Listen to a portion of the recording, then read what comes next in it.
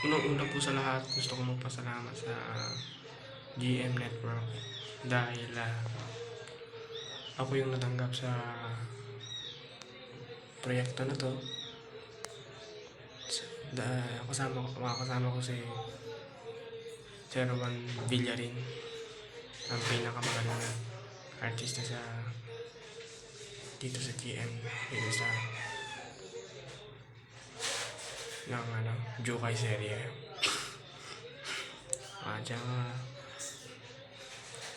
Gusto ko din sa lahat ng mga bumubuo kay Direk Joseph Carcelar Jr. Sa lahat po ng bumubuo nito, gusto ko magpasalamat sa lahat, sa inyong lahat, dahil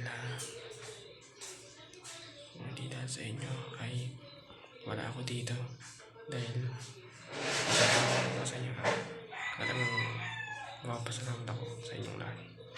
Thank you very much.